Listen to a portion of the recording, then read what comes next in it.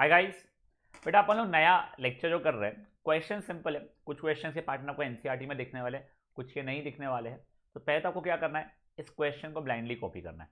एक बार मैं रीड करके बता रहा हूँ, आपको हिंट दे दूंगा मैं, आप खुद से ट्राई कर लीजिएगा एक बार, फिर मैं सॉल्व करके दिखाता हूँ आपको। क्वेश्चन क्या है, two AP have same common difference. The first term of one of these AP is 5 and that of other term of other one is 7। What is the difference between the 16th term. देखो आपको दो अलग अलग AP दिए हुए। पहले का first term मान लो 5 है, कॉमन डिफरेंस कुछ डी होगा। सेकेंड का फर्स्ट टर्म 7 है और कॉमन डिफरेंस भी डी है। आपको इसके 16th टर्म के बीच का 16 टर्म के बीच का डिफरेंस बताना है।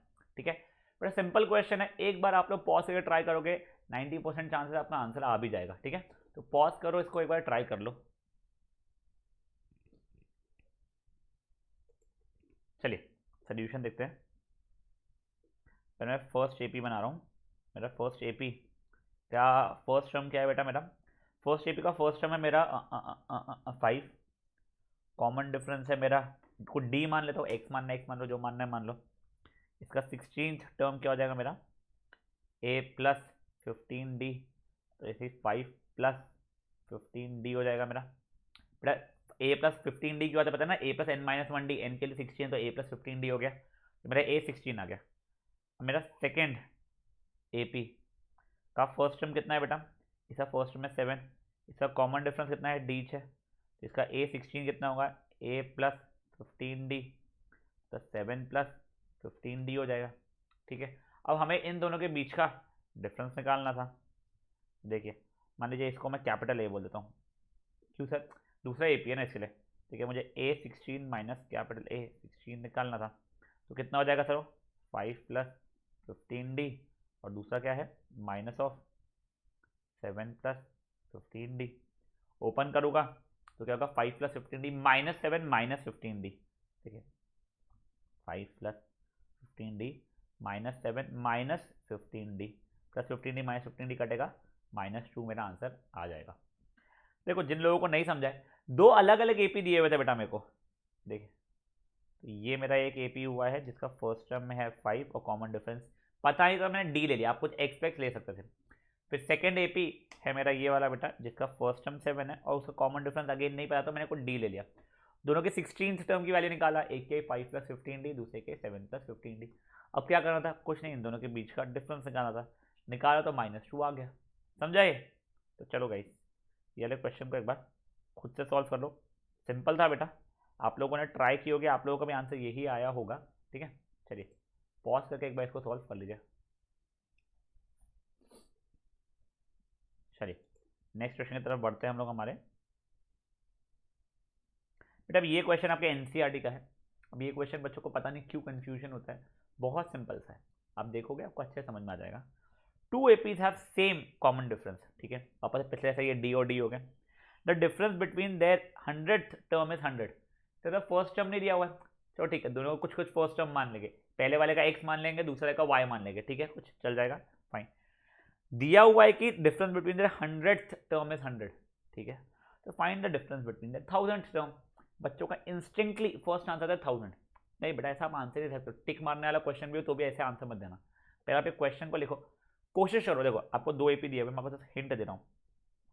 ठीक है, ये एपी नंबर 1 मान लो, ये एपी नंबर 2 मान लो। ठीक है, आपको फर्स्ट टर्म दिया हुआ नहीं है, तो आप कुछ एक्स यहाँ का और यहाँ का वाई मानने वाले हो। दोनों के कॉमन डिफरेंस आपको दिया हुआ है सेम है, तो इसका भी डी मान लो, इसका भी डी मान लो। आपको 100th टर्म का डिफरेंस मांगा है, दिया हुआ है, तो यहाँ का ए 100 निकालो, यहाँ का ए 100 निकालो, जो भी रहेगा आप बस इस तरह से, ए 100 माइनस ए 100 की वैल्यू आप लोगों की है 100 दी हुई। ठीक है, अब आप लोगों को इसके बाद में निकालनी है 8000 माइनस 1000 टर्म के बीच का डिफरेंस निकालना है। ठीक है, मैंने आपको बहुत सारा हिंट दे चुका है बेटा।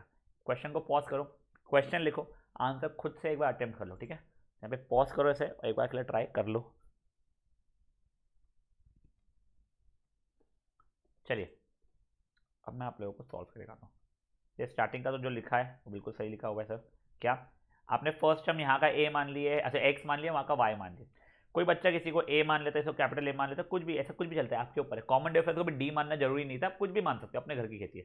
ठीक है सर, जब ये पहले वाले एपी में A100 क्या हुआ, x प्लस 99d हो गया, और यहाँ पे कैपिटल A100 यानी इसका 100 टर्म क्या हो गया बेटा, y प्लस 99d हो गया।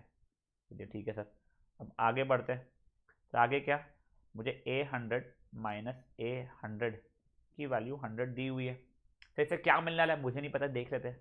ठीक है सर, तो मैंने वैल्यूज डाला, तो x plus 99d minus of y plus 99d is equal to 100 दिया हुआ है। ठीक है, अब मैंने ब्रैकेट खोला, तो x plus 99d minus y minus 99d equals to 100 है, plus 99d minus 99d cut गया, तो x minus y equals to 100 आ गया। तो इससे क्या फ़ायदा हुआ, एक इक्वेशन मिल गया, देखते क्या हो रहा है, टेंशन मत लो। नेक्स्ट क्या दिया है, 1000 टर्म का बीच का डिफरेंस चाहिए मुझे। तो देखिए A1000 माइनस कैपिटल A1000 की वैल्यू वैसे क्या होगी, फर्स्ट टर्म देखिए, ये A1000 की वैल्यू डाल रहा हूँ मैं, तो ये वाले A1000 की वैल्यू हो जाएगी x प्लस 999d मैं, अब ये कैपिटल A1000 की वैल्यू डालने की कोशिश कर रहा हूँ, ये y प्लस 999d इसकी वैल्यू मुझे निकालनी है। ठीक है ना, तो देखिए अब मैं इसके अंदर इसके ब्रैकेट्स खोल रहा हूँ, x plus 999d minus y minus 999d, देखिए minus 999d plus 999d cut गया, तो x माइनस वाई बचा, जिसकी वैल्यू तो मुझे बता दी 100 है। तो देखिए ये बेटा x माइनस वाई के बराबर हुआ, जो कि 100 ही था, तो इसका मतलब क्या हो गया, A1000 minus capital A1000 is equal to भी 100 ही है। देखिए ना, ये A1000 माइनस A1000 को खोल पील के तो x माइनस वाला आया था, और x माइनस वाई की वैल्यू मुझे पता थी 100 है, तो ये चीज़ माइनस ये चीज़ इज इक्वल टू 100 ही होने वाली है। आज सिंपल एज दैट, समझा। चलिए ये क्वेश्चन को भी कर लीजिए। This question was also according to be a little simple, पर बच्चे बेवजह कंफ्यूज होते हैं। ठीक है, तो इसको प्लीज एक बार पॉज करके इस क्वेश्चन को भी एक बार निपटा दीजिए। चलिए अब बढ़ते हैं नेक्स्ट क्वेश्चन पे। ये वाला क्वेश्चन भी मुझे बहुत पसंद है, आपको हिंट दूंगा, आपको समझ में आ जाएगा, क्योंकि आपने कुछ इस पैटर्न के क्वेश्चन अभी से ही किए हुए। क्वेश्चन क्या है, for what value of n the nth term of AP 55, 58, 61 dot dot dot and 3, 10, 17 are equal. इसका मतलब क्या है, कोई तो भी nth टर्म है जहां पे यहाँ का an और यहाँ का an इक्वल हो रहा है। तो देखिए बेसिकली क्या है, मेरे दो एपीज हैं, ये वाले एपी का फर्स्ट टर्म है मेरा 55, कॉमन डिफरेंस क्या हो गया, A2 माइनस A1, मैंने 58 माइनस 55 इक्वल टू 3 हो गया। यहाँ का कुछ n है जो मुझे पता नहीं है, n की वैल्यू अभी के लिए मैं n ही ले रहा हूँ, तो यहाँ के an की वैल्यू कितनी हो रही है, a सॉरी फॉर्मूला लिखता हूँ, a plus n minus 1d मतलब a plus n minus 1, common difference कितना है 3 है, 55 plus 3n minus 3 is what 52 plus 3n हो रही है मेरी। ठीक है, अब देखिए बेटा, अब ये नेक्स्ट वाला मेरा जो AP है, यहाँ का a की वैल्यू 3 है, कॉमन डिफरेंस की value 10 A2 minus A1 equal to 10 minus 3 equal to 7 है। यहाँ का n भी n ही है, दोनों के nth टर्म सेम है ना, क्योंकि इसलिए यहाँ का देखिए, यहाँ का an कितना हो रहा है बेटा, मेरा यहाँ का an हो रहा है a plus n minus 1 times d, जो कि कितना हो गया 3 प्लस n माइनस 1 इंटू 7, जब खोल पील करोगे 7n माइनस 4 आ जाएगा। ठीक है, अब आपको दिया है कि दोनों के nth टर्म की वैल्यूज इक्वल है, मतलब हमें क्या दिया गया है, हमें दिया गया है an is equal to capital an। ठीक है सर, तो अब देखिए कितना हो गया 52 plus 3n is equal to 7n minus 4। बेटा इधर उधर करूंगा अगर मैं, देखिए तो का 56 equal to 4n, which implies n की वैल्यू कितनी आ रही है मेरी 14। तो क्वेश्चन का मतलब नहीं समझा था। देखो मैंने जहाँ कुछ आपको लिखने का मौका नहीं दिया, पहले पूरा सॉल्व किया, फिर अब मैं आपको बताता हूँ। देखिए ये दो अलग अलग एपी है बेटा, एक ये एपी है, दूसरा ये वाला एपी है, ये एपी यहाँ पे लिखा है, ये एपी के बारे में यहाँ पे लिखा है। ठीक है बेटा, दोनों एपी का कोई तो भी nth पोजीशन होगा, मान लो 100th पोजीशन होगा, जहाँ पे दोनों 100th टर्म की वैल्यू इक्वल आएगी, मतलब A100 यहाँ का और यहाँ का A100 की वैल्यू इक्वल आएगी। तो मुझे वही ढूंढना था कौन सा टर्म ऐसा जहाँ पे दोनों की वैल्यूज इक्वल है। तो मैंने बोल दिया nth टर्म होगा जहाँ पे दोनों की वैल्यूज इक्वल होगी, तो यहाँ से ए एन की वैल्यू निकाली, यहाँ से ए एन की वैल्यू निकाली, दोनों को इक्वेट कर दी तो मेरी एन की वैल्यू आना शुरू हो गई। समझा? बेटा बस क्वेश्चन कॉपी करना है, आंसर कॉपी नहीं करना है। पॉज करो, क्वेश्चन को ढंग से एक बार कॉपी करो और फिर अपना आंसर खुद से निकालने की कोशिश कर लो बेटा।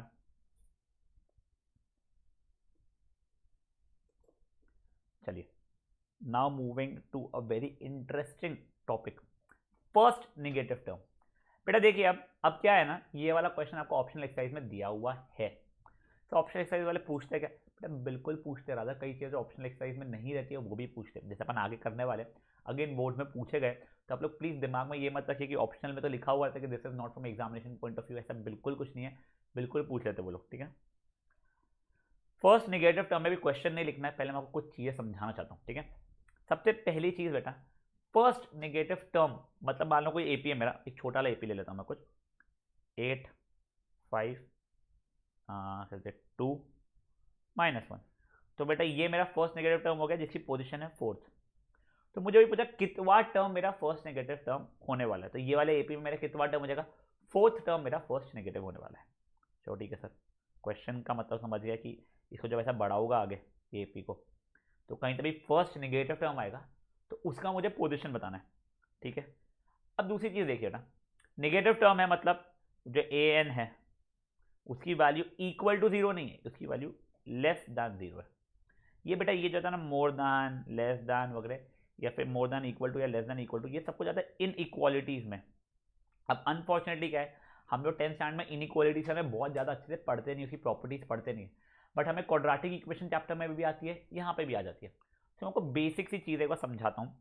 ठीक है, देखिए आपको ये तो पता है कि 5 इज ग्रेटर देन 3। ठीक है सर, अब बेटा ये दोनों नंबर्स में मैं कोई भी नंबर को ऐड कर लूँ या सबट्रैक्ट कर लूँ तो भी मेरी साइन वैसी की वैसी रहेगी। फॉर एग्जाम्पल अगर दो नंबर्स में 2 ऐड कर दूँ, देखो 7 इज ग्रेटर देन 5, सर अभी भी 2 है ये। या फिर मान लीजिए मैं 4 सबट्रैक्ट कर दूँ तो 1 इज ग्रेटर देन -1, तो ये भी 2 है। बेटा मल्टीप्लाई और डिवाइड भी कर सकते हो बट कोई positive number, non zero positive number. ठीक है ना, तो देखिए मान लीजिए मैं 3 मल्टीप्लाई कर दिया, देखिए 15 ग्रेटर देन 9, ये भी सही है। या फिर मान लीजिए डिवाइड करना है, मैंने किससे 5 से डिवाइड कर दिया, तो देखिए 1 इज ग्रेटर देन 3/5। देखो अगर आप कोई भी नंबर को मल्टीप्लाई करोगे या डिवाइड करोगे, अगर पॉजिटिव है, कोई भी नहीं पॉजिटिव है तो चल जाएगा। सर नेगेटिव में क्या होगा, देख लो बेटा, अगर आप लोग नेगेटिव नंबर से मल्टीप्लाई करते हो, जैसे -2 से कर लिया मैंने मल्टीप्लाई, तो बेटा ये -10 बन जाएगा, ये -6 बन जाएगा। हाँ, अब बताओ कौन सा बड़ा है? अब ये वाला बड़ा हो जाएगा। समझा सर? डिवाइड करके देखते हैं, चलो अपन -5 से डिवाइड कर लेते हैं। अब देखिए -1 बन जाएगा, ये -3/5 बन जाएगा, जिसकी वैल्यू -0.6 ले देता हूँ। अब बताओ कौन सा बड़ा होगा? अब बेटा अब ये बड़ा हो जाएगा। तो एक चीज़ ध्यान रखना, आप इनइक्वालिटीज में कभी भी अगर नेगेटिव नंबर से मल्टीप्लाई या डिवाइड, ऐड या सबट्रैक्टिंग से मल्टीप्लाई या डिवाइड करोगे तो इनइक्वालिटी पलट जाएगी, मतलब ग्रेटर देन बन जाएगी लेस देन और लेस देन बन जाएगी ग्रेटर देन। तो सर ये तो बहुत ज़्यादा परेशानी होगी।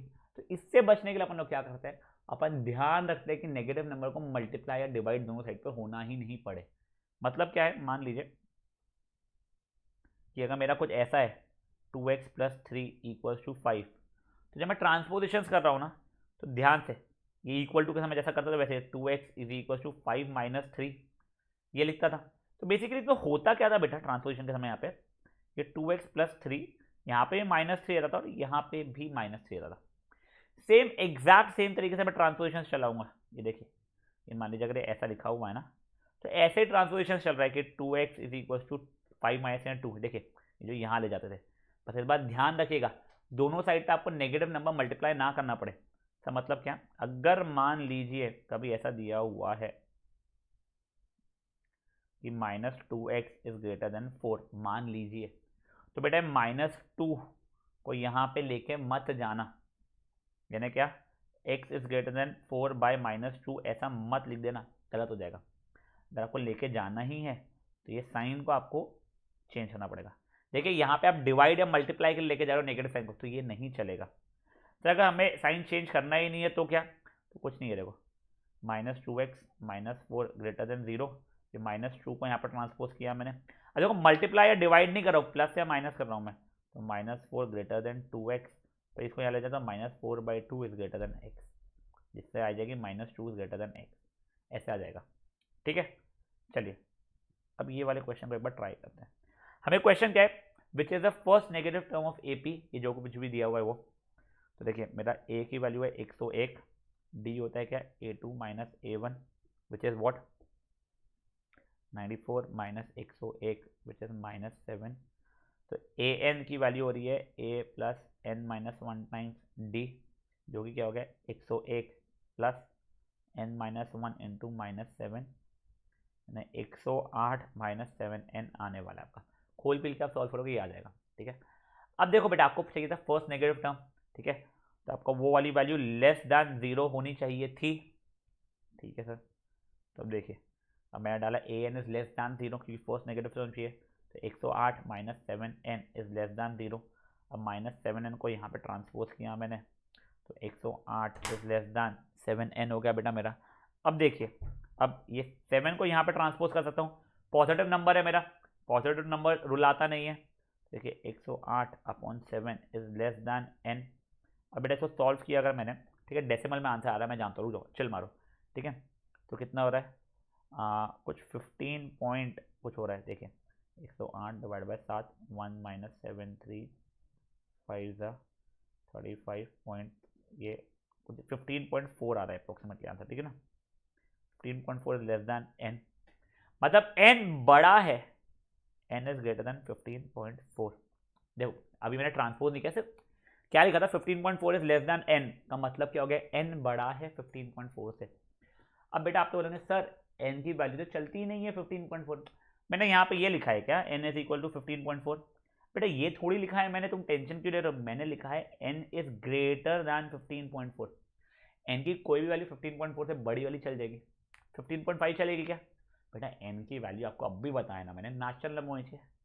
तो देखो 15.4 से जस्ट बड़ी n की वैल्यू जो कि कहते हैं नेचुरल नंबर, वो क्या जाएगी n is equal to 16। Sir n equal to 17 भी तो चलता था, n इक्वल टू 18 भी तो चलता था, चलते बहुत सारे थे, बट मुझे फर्स्ट नेगेटिव टर्म चाहिए था। तब देखो मैं समझाता हूँ, मैंने n इक्वल टू 16 क्यों लिया है, n इक्वल टू 17 क्यों नहीं लिया।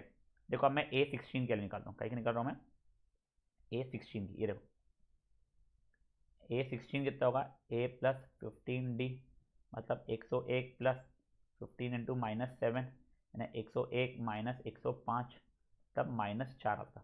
ठीक है, अब यही अगर मैं सब मेरे को 16 नहीं मेरे को 17 लेना है, ठीक है, तो आप A17 निकाल लेते हैं ना अपन लोग। ठीक है, A17 करता था A प्लस 16D होता था, तब 101 प्लस 16 इंटू -7 होता था वो, मतलब कितना होता था 7/16 का, मेरे को इतना ओवरली आता नहीं है, बट -112 मतलब -11 होता था। बेटा देखो आप लोगों का AP जो है उसमें 16th टर्म -4 है, 17th टर्म -11 है, फिर 18th टर्म आप लोगों का -18 जाने वाला है, ऐसे चलने वाला है, बट आपको तो फर्स्ट नेगेटिव टर्म चाहिए था ना बेटा। तो देखो 16th टर्म आपको फर्स्ट नेगेटिव टर्म दे चुका है, आपको मैंने सेकंड नेगेटिव टर्म नहीं पूछा, मैंने आपसे फर्स्ट नेगेटिव टर्म पूछा, first negative term 16th term हो गया, तो कुछ नहीं समझा। देखो मैं ये AP को पूरा लिख के दे रहा हूँ आप लोगों को, तो समझते हैं। ठीक है, ये first term, second term, third term, 7 7 7 subtract करना पड़ रहा है बेटा मेरे को, ठीक है ना, 77 70, एक मिनट कुछ गलती हुई क्या, नहीं ये 77 नहीं होगा, सोचा मैं कुछ अजीब हो गया। ठीक है 7 कितना सब्ट्रैक्ट करने का, ये 80 हो रहा है सर, ये 80 73 66 59 52, उसके बाद में आ जाएगा 45 38 31 20 31 माइनस 7 का 24, फिर और 7 सप्लाइड होगा 17 10 3 -4 -11। अब देखो फर्स्ट नेगेटिव टर्म चाहिए था ना, तो देखो फर्स्ट नेगेटिव टर्म तो ये पर पोजीशन क्या है 1 2 3 4 5 6 7 8 9 10 11 12 13 14 15, देखो आ गया 16। देखो 17th टर्म भी नेगेटिव है, but 17th term first negative term नहीं है, मुझे सबसे पहला नेगेटिव टर्म चाहिए था। इसी कारण से जब मुझे ये दिखा कि n की वैल्यू ग्रेटर देन 15.4 लेता हूँ तो हमेशा नेगेटिव टर्म्स आने वाले मेरे, तो पहला नेगेटिव टर्म पूछा है, तो पहला कौन सा रहेगा, 16th टर्म रहेगा। सेकेंड उसके बाद वाला, थर्ड उसके बाद वाला, तो मुझे तो पहला पूछा है तो मैंने पहला उससे निकाल दिया। समझा?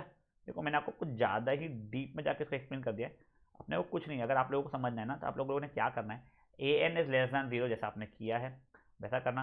वो करने के बाद में आप लोगों को क्या मिल जाएगा बेटा, आप लोगों को वो करने के बाद में एक इक्वेशन मिल जाएगी जितनी यहाँ पे मिली है कि n इज ग्रेटर देन 15.4। जैसे ही n इज ग्रेटर देन 15.4 आएगा तो आप लोगों को समझ में आ जाएगा नेक्स्ट नेशनल नंबर कौन सा है, 16th नेशनल नंबर उसका, n इज इक्वल टू 16। काम मेरा हो जाएगा। ठीक है, चलिए इस क्वेश्चन को एक बार पॉज करके खुद से सॉल्व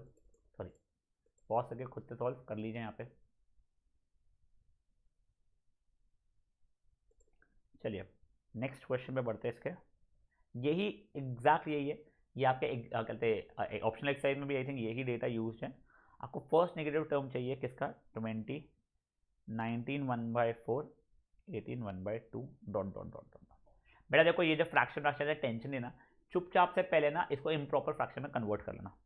ये 20, ये 19 4 19 30 70 to 73 73/4। ठीक है, 18 1/2 मतलब कितना हो गया, 37/2। यह चलने वाला है। ठीक है, आपको a की वैल्यू पता है कितनी होने वाली है, आपको d की वैल्यू निकालनी पड़ेगी a2 - a1 से। ठीक है, अब जैसे ही वो आप लोग निकालोगे कितनी हो रही है, 7/4। एक सेकंड, कुछ तो भी गलती हुई है, एक सेकंड ऐसा एक बार शायद से कुछ गलती हुई है।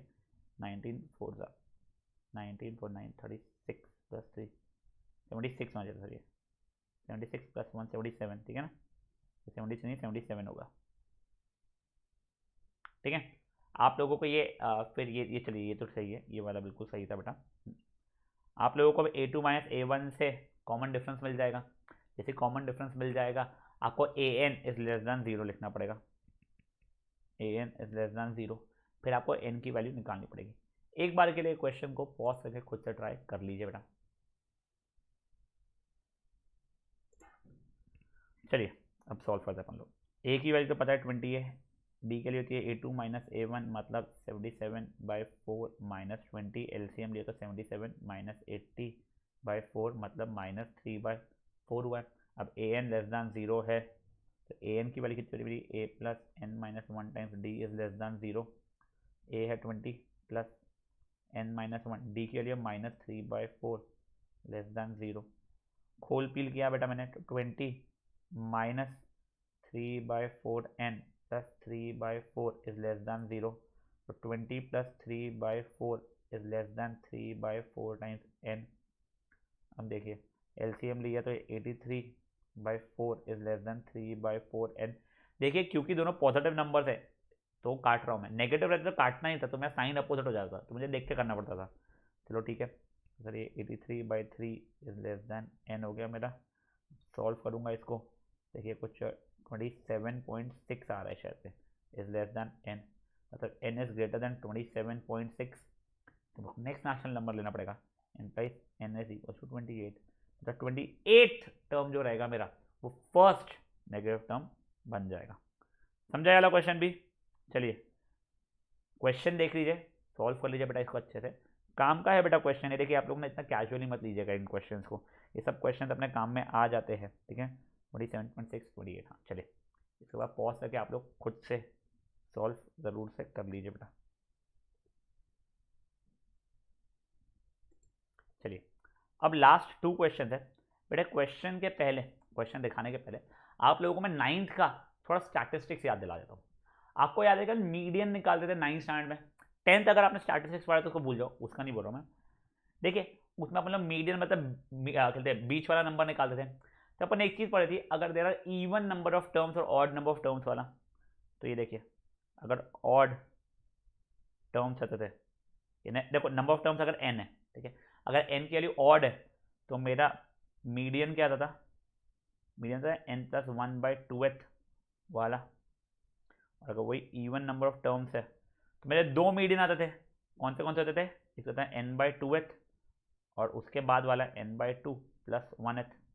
तो कुछ नहीं समझा, कुछ याद नहीं आ रहा, चलो बताता हूँ।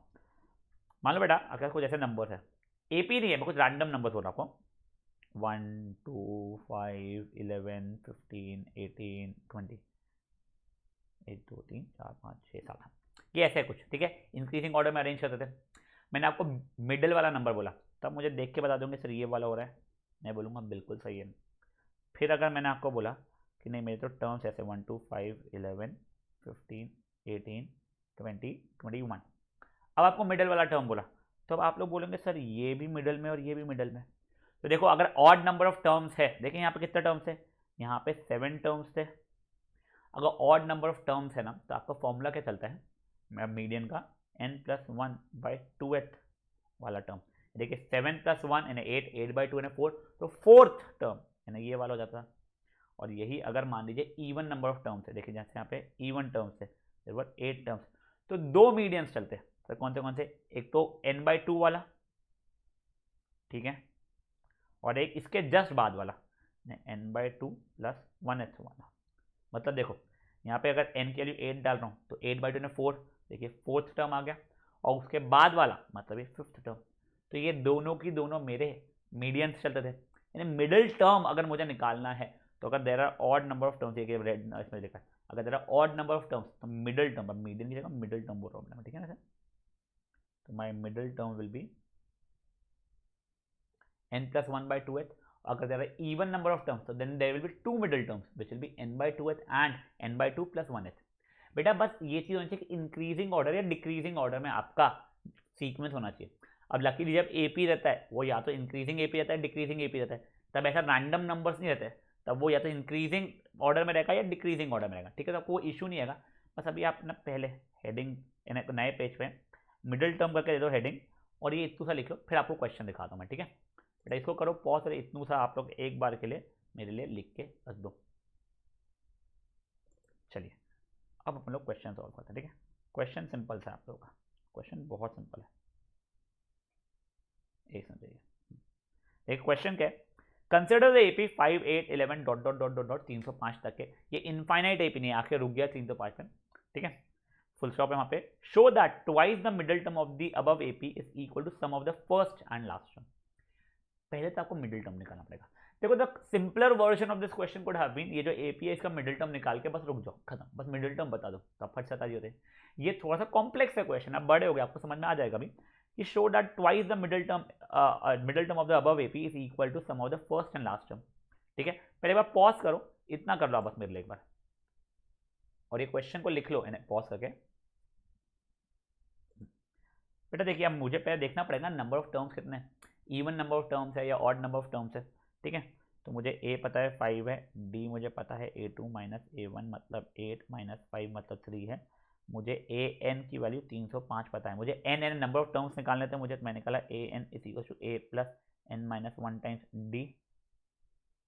अब देखिए ए एन यानी कि 305 equal to 5 + n-1 into D कितना है 3 है, तो बेटा n की वैल्यू 101 आ रही है, ठीक है। सॉल्व करेंगे 101 आ जाएगी।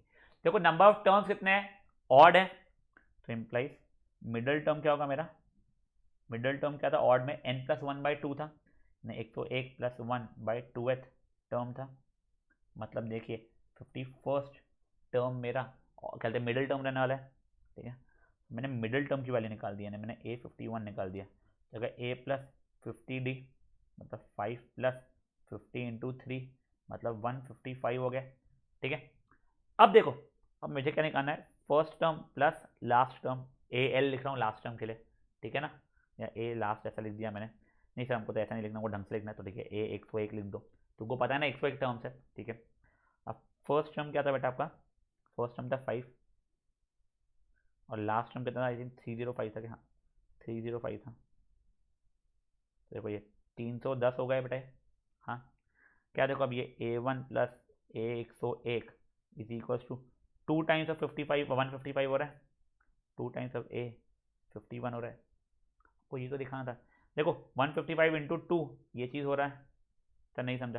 देखो आपको ये तो समझ गया था ना भाई, तुम्हारा मिडिल टर्म था 51st टर्म जिसकी वैल्यू क्या थी 155 थी, अब तुमको सिर्फ ये दिखाना था ट्वाइस द मिडिल टर्म, तो 2 टाइम्स ऑफ मिडिल टर्म कितना हो रहा है 310 हो रहा है। चलो मैं वैसा करके दिखा देता हूँ, देखिए मेरा एल एच एस और आर एच एस का जो नो ब्रेनर मेथड में अपन लोगों ने लास्ट ईयर भी किया हुआ है, वैसे इससे करके दिखा देता हूँ। देखिए मेरा एल एच एस क्या है, ट्वाइस द मिडिल टर्म, तो वो कहता है 2 × 155, ठीक है, which is equal to what 310 है, मेरा RHS क्या है, sum of first term plus last term, मेरे को ये हटा दिया मैंने, ठीक है। सम ऑफ फर्स्ट में लास्ट में क्या है, 5 प्लस 305, ये भी 310 आ रहा है। तो देखिए LHS और RHS इक्वल होगा मेरे, हो गया बेटा मेरा ये प्रूफ। ये तो मुझे करना था कि twice the middle term is sum of first term and last term, मुझे वही करना था, हो गया बेटा ये प्रूफ मेरा, ठीक है। कुछ भी नहीं, मैंने मिडिल टर्म की पहले वैल्यू निकाल दिया, पहले नंबर ऑफ टर्म से मिडिल टर्म कौन सा पोजीशन पर रहेगा वो बताया, उसकी वैल्यू निकाला, फिर जो मुझे क्वेश्चन में दिया था कि twice the middle term is sum of first term and last term, वो करके मैंने दिखा दिया, ठीक है।